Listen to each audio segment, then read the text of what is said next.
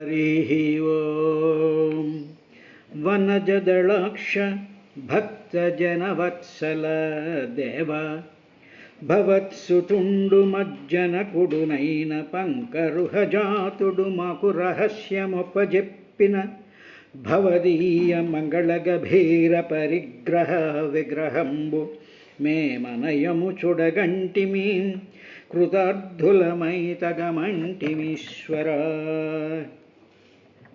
దేవా దుర్జనులకు భావింప హృదయ సంగతుడెవై ఉండియు కానబడవు.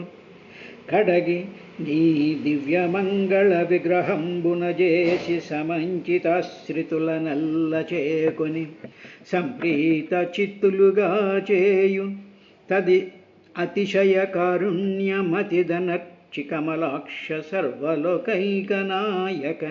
భవత్సందర్శనాభిలాషానులాప విదిత దృఢభక్తియోగ ప్రవీణులగుచు అర్ధిమై వితరాగులైనట్టి యోగి జనమన పంకజాత నిషణ్ణమూర్తివని ఎరుంగుదురయ్యా నిన్ను ఆత్మవిధులు. కావున కీర్తనీయ గత కల్మష మంగళతీర్థకీర్తి సుశ్రీ విభవ ప్రశస్త సుచరిత్రుడవైన భవత్పదాబ్జ సేవ విమలాంతరంగబుధవర్గము అనర్గళ భంగి అన్యమున్ భవమునంతలంచునే కృపాగుణభూషణ పాపశోషణ. పరమతపో విధూత భవపపులమై చరించు మాకు నేడరయ భవత్పదాశ్రితుల కల్గి శపించిన భూరి దుష్కృత స్ఫురణ అసత్పథైక పరిభూతులమై నిజ ధర్మహానిగా నిరయమునొందగా వలస నెరము వెట్టకమమ్ము కావవే. యుక్తిందలప భవద్వ్యతిరిక్తములైన ఎట్టి ఇతర దృఢకర్మంబులు ముక్తిదములైన నీ పదభక్తులు తత్కర్మములన్ పాటింపరు ఇలన్. హరి ఓం. దేవావూచు దేవదేవ జగద్ధాత లోకనాథ శిఖామణే పరేషాం అపరేషాం త్వం భూతానామపి భావవిత్. నమో విజ్ఞానవీర్యాయ మాయయేదముపేయుషే గృహీతగుణభేదాయ నమస్తే అవ్యక్తయోనయే. ఏ త్వాం అనన్యేన భావేన భావయంత్యాత్మభావనం ఆత్మని ప్రోత భువనం పరం సదసదాత్మకం. తేషాం సుపక్వయోగానాం జితస్వాసేంద్రియాత్మనాం లబ్ధయుష్మత్ప్రసాదానాం న కుతశ్చిత్ పరాభవః. యస్య వాచా ప్రజాః సర్వా గావస్తం త్యేవ యంత్రితాః హరంతి బలిమాయాత్తస్తాస్తస్మై ముఖ్యాయ తే నమః. సత్వం విధత్స్వ శంభూమం స్తమసా లుప్తకర్మణాం అదభ్రదయయా దృష్ట్వా ఆపన్నాన్నర్హసీక్షితుం.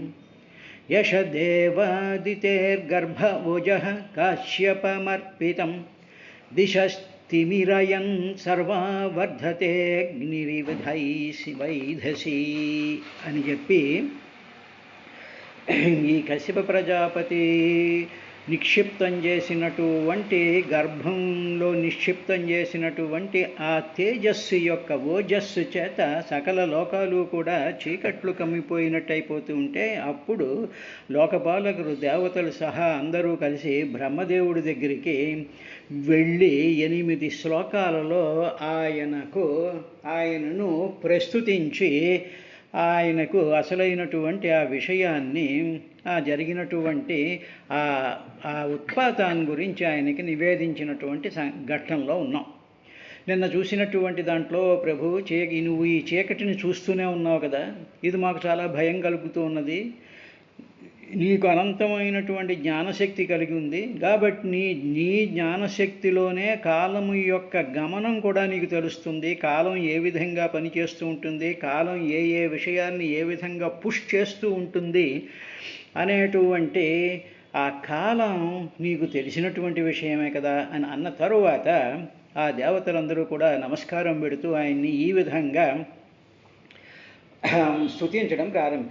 దేవదేవ జగద్ధాత లోకనాథ శిఖామణే.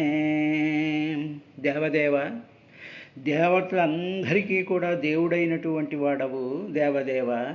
జగద్ధాత, ఈ జగత్తంతటిని కూడా ధాత సృష్టించేటువంటి వాడవు. లోకనాథ శిఖామణి, లోకాలన్నిటికీ నాథులైనటువంటి ఇంద్రాది దేవతలు కానీ దిక్పాలకులు కానీ మిగతా లోకాలలో ఉండేటువంటి ఆ అధినాథులందరికీ కూడా నువ్వు శిఖామణివి. వాళ్ళందరినీ కూడా వాళ్ళందరి కూడా పైనుండేటువంటి శిఖలో ఉండేటువంటి మణిలాంటి వాడివి. అదే కాదు, త్వం, నీవు పరేషాం అంటే ఉత్కృష్టమైనటువంటివి, గొప్పమైనటువంటి ఒక సంస్కారం కలిగినటువంటి, తరువాత అపరేషాం నికృష్టమైనటువంటి భూతానాం ప్రాణుల యొక్క భావాలు తెలిసినటువంటి వాడవు అని బ్రహ్మదేవుడు యొక్క ఆ క్వాలిటీస్ని, ఆ బ్రహ్మదేవుడు అంటే సృష్టించేటువంటి బ్రహ్మదేవుడికి ఉండేటువంటి క్వాలిటీస్ని వాళ్ళు ఒకసారి గుర్తు తెచ్చుకుని ఆయనకి నమస్కారం చేశారు. దేవదేవ, దేవతలందరికీ దేవుడివి నువ్వు అని. దేవ అంటే దీవ్యతే ఇది దేవ అంటే దాని అర్థం ఏమిటంటే వెలుగులకు వెలుగైనటువంటి వాడవు. ఉదాహరణకి సూర్యరశ్మి పడుతోంది అనుకోండి, సూర్యరశ్మి పడుతూ ఉన్నప్పుడు ఇది సూర్యరశ్మి, ఇది వెలుగు అని చెప్పేటువంటి వెలుగు ఒక కాన్షియస్నెస్ మనలో ఉంది చూసారా. మనలో ఉండేటువంటి ఒక జ్ఞానశక్తి, గ్రహించేటువంటి శక్తి మన చక్షురాది కరణ ద్వారా బహిస్పందతే, మన కళ్ళ ద్వారా బయటకు వచ్చి ఆ వెలుగుతూ ఉండేటువంటి సూర్యరశ్మి మీద పడి ఇది సూర్యరశ్మి, ఇది వెలుగు అని చెప్పేటువంటి ఆ వెలుగుని దేవ అంటే వెలుగుని చూపించేటువంటి దేవ, వెలుగులకు వెలుగైనటువంటి వాడవు. అది పరమాత్మ యొక్క తత్వం. తర్వాత అటువంటి నీవు జగద్ధాత, జగత్తును సృష్టించేటువంటి వాడు. అది చెప్పారు పరమాత్మ, నువ్వు జగత్తును సృష్టించాలయ్యా, ఈ లోకాలు ఈ జీవులు ఇవన్నీ చెయ్యాలి అన్నారు.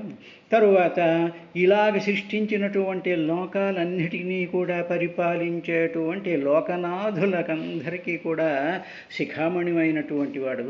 అంతేకాదు నీవు ఈ సృష్టిలో అనేక రకాలైనటువంటి లోకాలలో అనేక రకాలైనటువంటి కోట్లాది వెరైటీస్ కలిగినటువంటి జీవుల్ని సృష్టిస్తావు నువ్వు. వాళ్ళందరూ నీలో నుంచి బయటకు వస్తారు. ఆ వచ్చినటువంటి వాళ్ళు మహోత్కృష్టమైనటువంటి వాళ్ళు పరేషాం, ఉత్కృష్టమైనటువంటి మహానుభావులు, సిద్ధులు, సాధ్యులు, దేవతలు, ఇటువంటి మహా తపోసంపన్నులైనటువంటి వాళ్ళు కూడా ఉంటారు. భయంకరమైనటువంటి రాక్షసులు, నికృష్టమైనటువంటి, తర్వాత అందరికీ అపకారాలు చేసేటువంటి అధమాధమైనటువంటి ఏ విధమైనటువంటి జ్ఞానస్పర్శ లేనటువంటి నికృష్టమైనటువంటి జీవులు అందరూ కూడా ఉంటారు. ఇలా ఉండేటువంటి పరేషాం అపరేషాం త్వం, నీవు భూతానాం, అటువంటి ఈ సమస్తమైనటువంటి భూతాలు అంటే ఈ జీవరాశి అంతటి యొక్క భావవిత్, వాటి యొక్క భావాలు నీకు తెలుసునయ్యా అన్న తరువాత ఆ విధంగా అంటే బ్రహ్మదేవుడికి ఉండేటువంటి ఆ క్వాలిటీస్ని చెప్పిన తరువాత మళ్ళీ ఆయనకి ఇంకా ఏమున్నాయి అనేటువంటి విషయాన్ని వాళ్ళు గుర్తు తెచ్చుకుంటూ నమో విజ్ఞాన వీర్యాయ మాయయేదముపేయుషే గృహీత గుణభేదాయ నమస్తే అవ్యక్తయోనయే. స్వామి, నీవు చైతన్య శక్తియే నీ బలం. నీలో ఏముంది అంటే పరమాత్మ యొక్క చైతన్య శక్తి నీలో ఉంది. ఆ శక్తియే నీకు బలాన్ని ఇస్తోంది. తరువాత నీవేం చేసావు అంటే సత్వరజస్తమో గుణాలు అనేటువంటి మాయ యొక్క పరమాత్మ యొక్క శక్తి మాయ యొక్క విస్తృతము త్రిగుణ రూపంలో ఉంది. కాబట్టి ఆ త్రిగుణాలలో రజోగుణాన్ని మాత్రమే నువ్వు పట్టుకొని ఈ సృష్టి అంతటినీ కూడా చేస్తూ ఉన్నావు. కాబట్టి బ్రహ్మదేవుడు ఏ శక్తిని ఉపయోగించుకుని ఈ జగత్తంతటినీ సృష్టిస్తున్నాడు అంటే రజోగుణాన్ని పట్టుకుని రజోగుణం ద్వారా ఈ సృష్టిని చేస్తున్నావు నువ్వు స్వీకరించి. అప్పుడు నీవేం చేసావంటే ఆ రజోగుణం చేత నీవు చతుర్ముఖం రూపాన్ని పొందావు. అంటే XYZ టైం అనేటువంటి 4 డైమెన్షన్స్తో కూడుకున్నటువంటి ఆ విజ్ఞానం అంతటినీ కూడా నీవు చతుర్ముఖ స్వరూపంగా నీవు పొందావు. అంటే నీ సృష్టి ఈ స్పేసులోనూ తర్వాత కాలంలోనూ కూడా వ్యాపించిపోయినటువంటి ఆ రూపం కింద నువ్వు భాషిస్తూ ఉన్నావయ్యా. తర్వాత పరబ్రహ్మ యొక్క మాయాశక్తిలో నుంచి నువ్వు బయటకు వచ్చావు.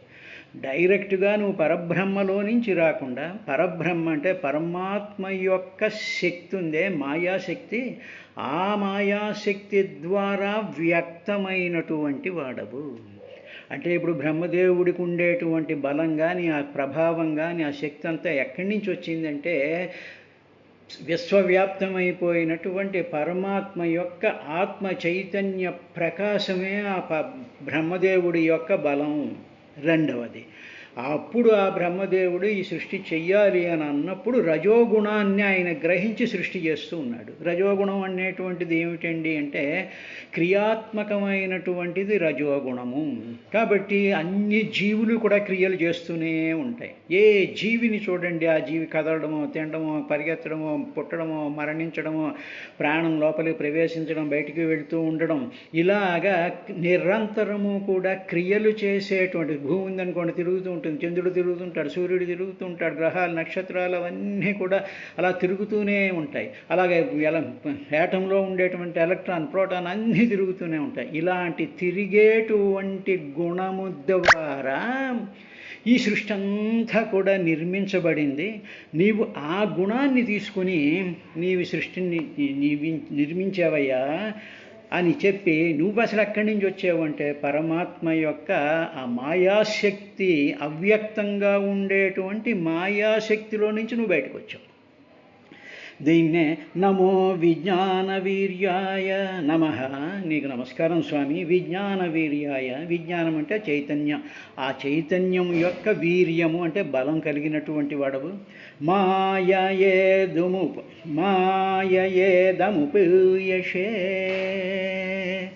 అంటే మాయాశక్తి చేత ఇదం ఈ నీ కనిపించేటువంటి చతుర్ముఖ బ్రహ్మస్వరూపం ఉపేయుషే పొందావు నువ్వు.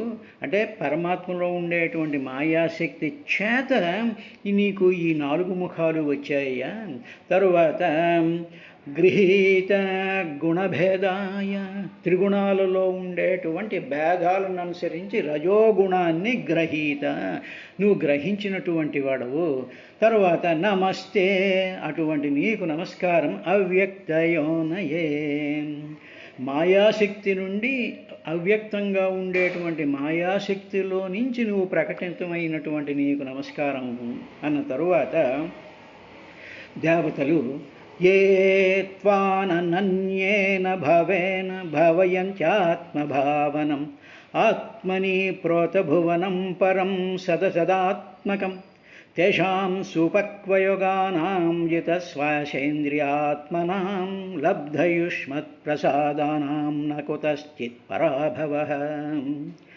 ఓ బ్రహ్మదేవ, ఈ భువనాలు ఉన్నాయే, నువ్వు సృష్టించినటువంటి 14 భువనాలు అంతా కూడా నీలోనే ఓతప్రోత భావముచే నిలబడి ఉన్నాయి. అంటే పడుగు పేకలు అంటారు. అంటే ఏమిటి? నిలువుగా ఉండేటువంటి దారాలు, అడ్డంగా ఉండేటువంటి దారాలతో వస్త్రం ఏ విధంగా ఏర్పడుతుందో అదేవిధంగా నీ యొక్క శరీరంలోనే నీ యొక్క ఆ శక్తిలోనే ఇవన్నీ కూడా, ఈ భువనాలన్నీ నిలిచున్నాయి. ఒక వస్త్రం నిలిచి ఉండాలి అంటే నిలువుగాను అడ్డంగాను ఉండేటువంటి దారపప్పు వగుల యొక్క కలయిక వల్ల అది ఉన్నట్టుగానే నీలో ఈ లోకాలన్నీ ఉన్నాయి. నీవేమో ఇలా ఉండేటువంటి లోకాల్లో ఉండేటువంటి జీవులందరినీ కూడా నువ్వు పాలిస్తూ ఉన్నావయ్యా. నీవే సర్వాధికుడవు, అందరికన్నా నువ్వే అధికమైనటువంటి వాడవు. కారణమే నీ రూపము, కార్యం నీ రూపమే. కారణం కూడా నువ్వే, కార్యము కూడా నీవే. కారణము అంటే మట్టి కారణము, కార్యము అంటే కుండ. అదేవిధంగా నువ్వే కారణం, నువ్వే ఈ లోకాల కింద కనిపిస్తున్నావు అని అర్థం అన్నమాట. కారణము అంటే అది.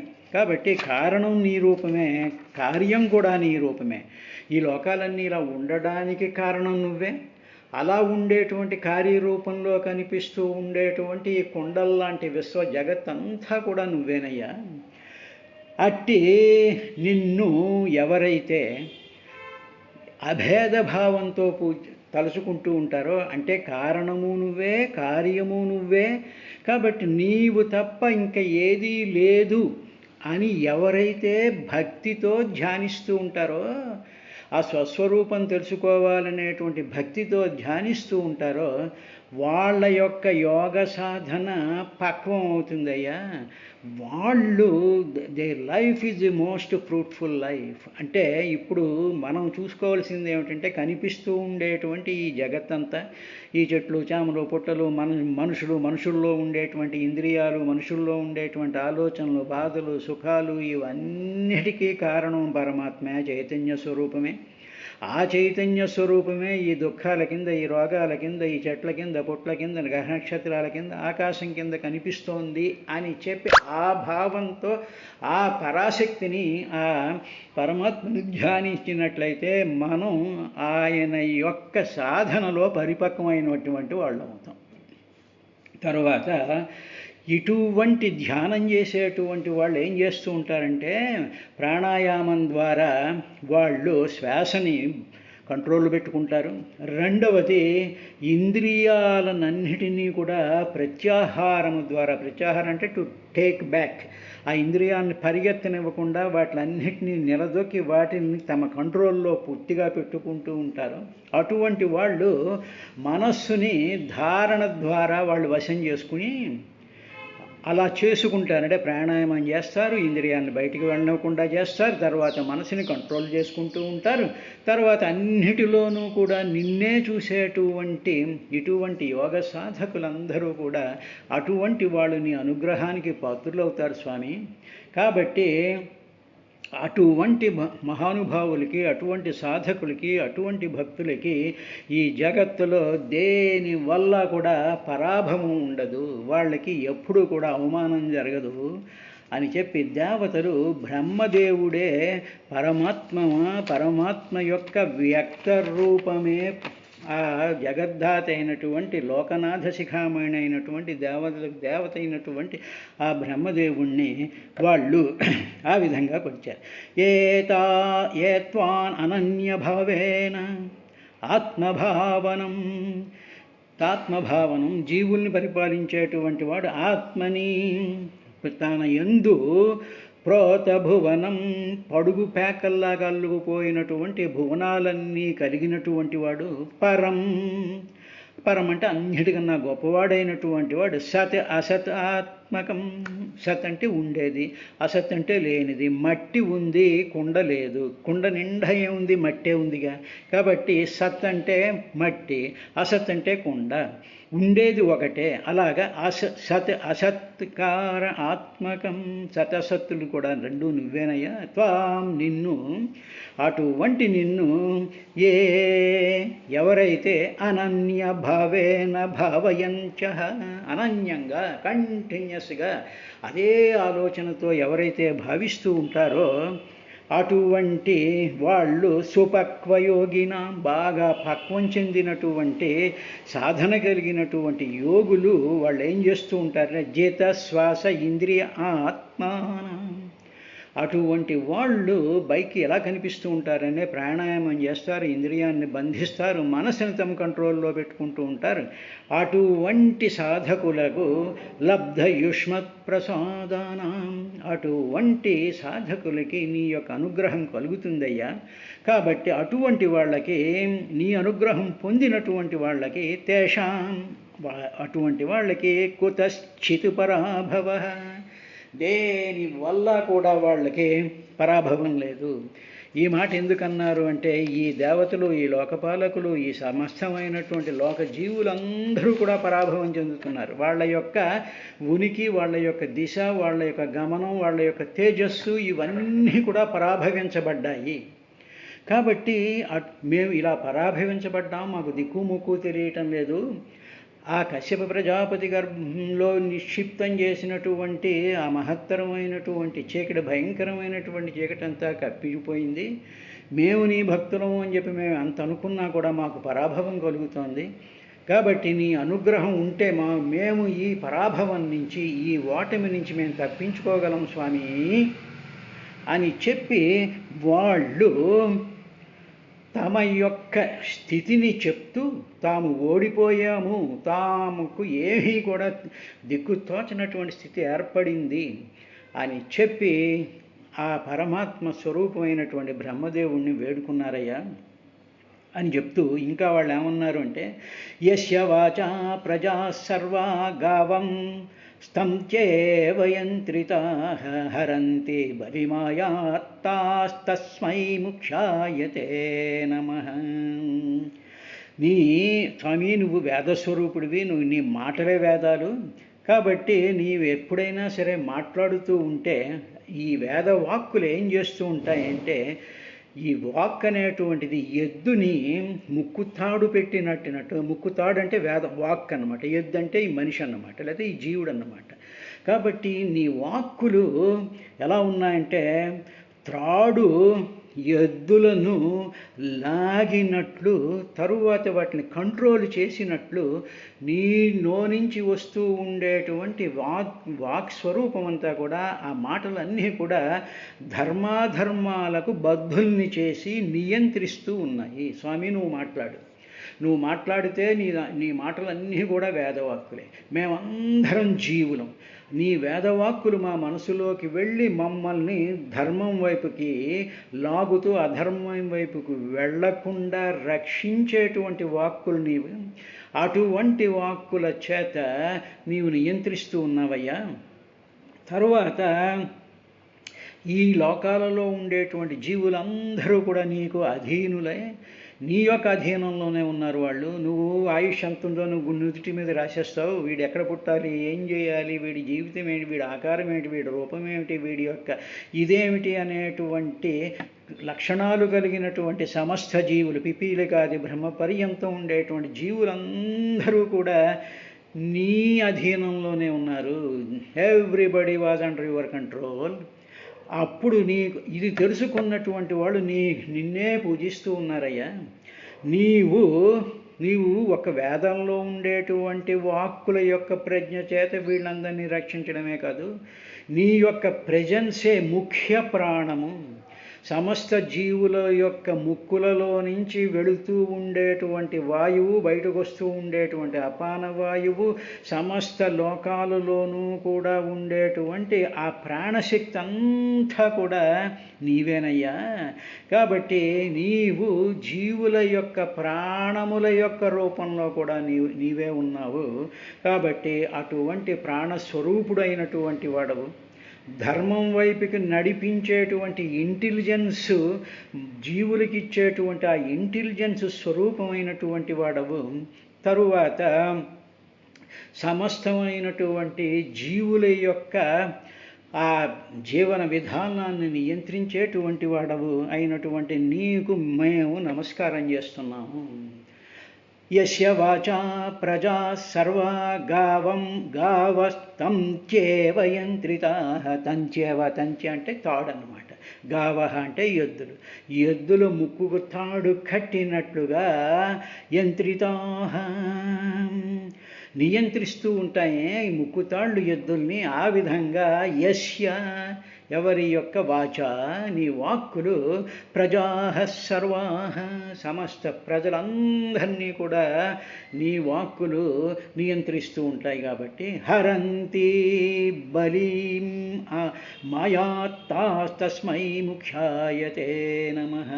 బలి అంటే పూజ, అంటే నీకు సమర్పించేటువంటి ప్రతి పూజని కూడా హరంతి నీకు సమర్పిస్తూ ఉంటారు. అట్టి తస్మై అట్టి ముఖ్యాయతే నమః. ముఖ్యాయ ప్రాణస్వరూపమైనటువంటి వాడవు, అంటే మనలో ప్రాణం ఆడుతున్నంతసేపు కూడా మనం అన్నీ కూడా ఆ ప్రాణం ద్వారా లోపలుండేటువంటి పరమాత్మకి సమర్పిస్తూ ఉంటాం. అందుకని అహం వైశ్వానరో భూత్వా ప్రాణినా దేహమాశ్రితః ప్రాణాపాన సమాయుక్తో పచామ్యన్నం చతుర్విధం అన్నాడుగా. రేపటి కార్యక్రమంలో మిగతా 2 శ్లోకాలు కూడా చూద్దాం.